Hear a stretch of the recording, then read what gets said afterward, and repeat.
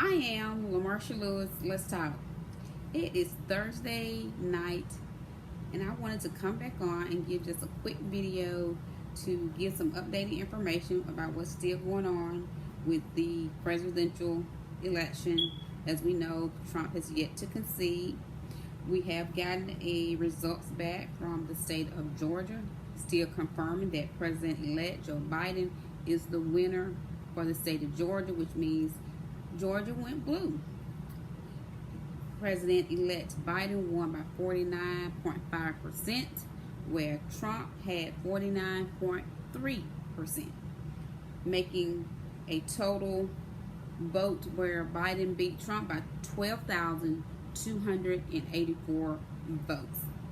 President-elect Joe Biden wins the state of Georgia. We also heard earlier in this week that the Secretary of State for Georgia said he had a interesting phone call from Senator Lindsey Graham, who happens to be a senator in the state of South Carolina. He just won his re-election. So while he's trying to consult with Georgia about what's going on in their state, which he has no business doing and no authority to do, because he's the senator for the state of South Carolina, not the state of Georgia. But I have no idea what Trump has done that seems to have Lindsey Graham just putting his career on the line. The man, whatever Trump seems to want done, he's willing to do. So he has to have something very serious that Lindsey has lost just all integrity and has no respect for himself. He is a senator that has been in the Senate for many years, many decades, and to be imploring voter suppression, voter intimidation, because this is what he did when he asked the Secretary of State, Brad Raffensperger, to if he could just throw away the absentee ballots. How unfair that would be to all those citizens for the state of Georgia who made their vote by doing absentee ballots and not have their votes counted. That is what we would call fraud.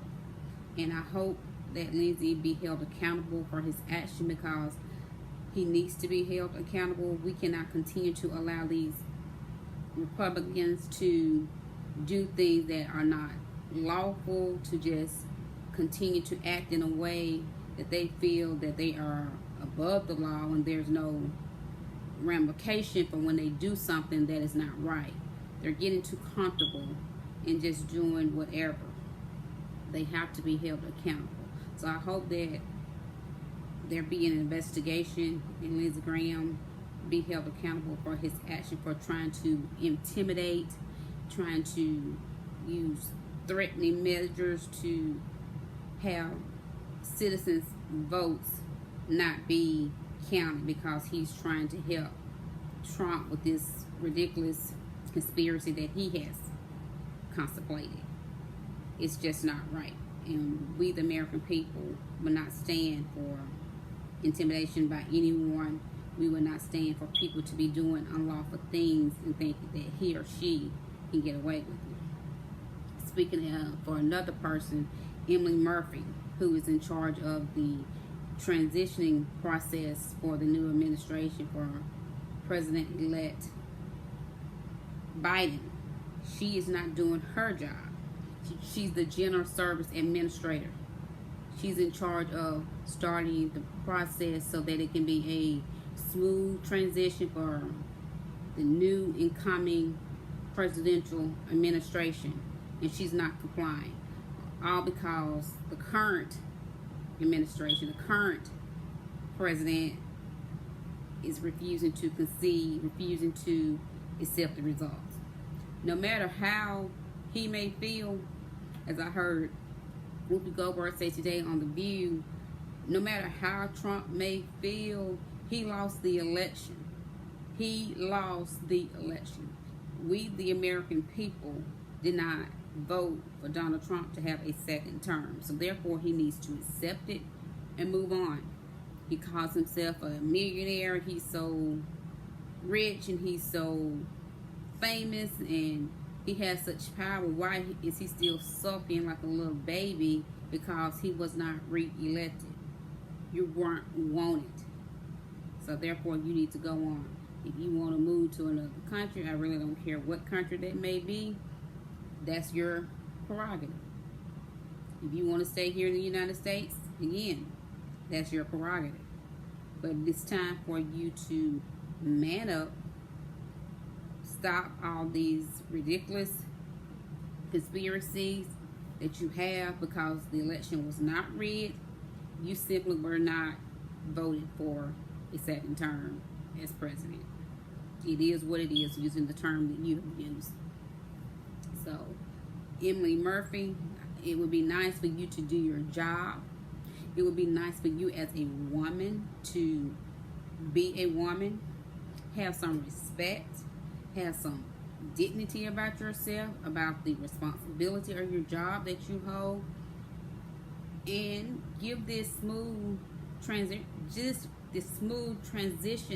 to the new upcoming administration, the Biden-Harris administration, because President-elect Joe Biden will become the next president, the 46th president of the United States.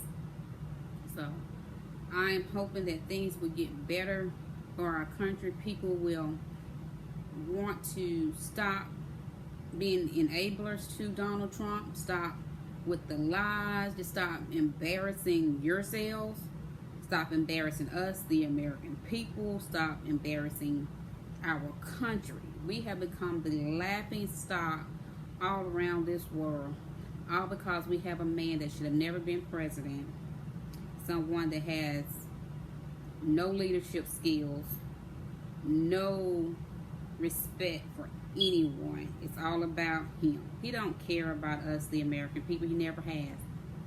It was the first time, as it was stated, about 6 months that Vice President Mike Pence held a conference today talking about COVID, coronavirus. Trump, MIA. He has not had any public engagements since the election results. Like I said on an earlier video, we're 62 days away from the inauguration, which means 62 days before he is evicted and fired from his current role. In the meantime, he still has a responsibility to us, the American people, and he is not doing that.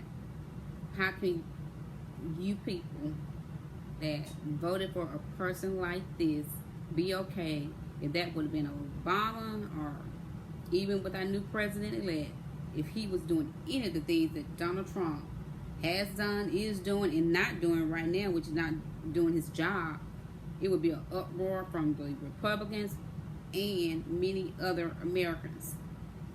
He has a responsibility. He took an oath, although he lied, because he has not upheld the oath in which he put his hand on the Bible and said that he would do. But it's okay, because on January the 20th, 2021, we will have a new president.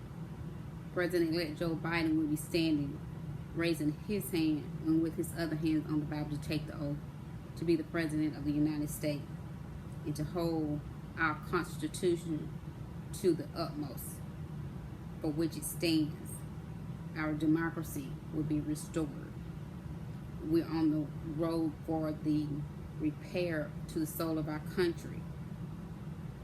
So let's stay alert to what is going on.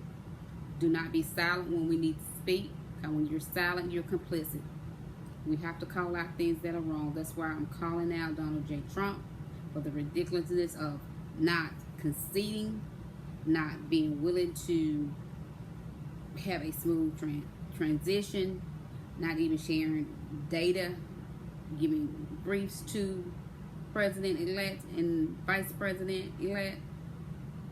But at the same time, it's the Republican Congress that I hold more responsibility to, because they are the enablers. They are allowing him to get away with this, and then they're acting for his mouthpiece with all this lies about a rigged election process that has nothing been found to support those allegations. It's time to come together and stop being divided. We're on a new path with a new administration that needs all of our support, regardless of what the party affiliation is.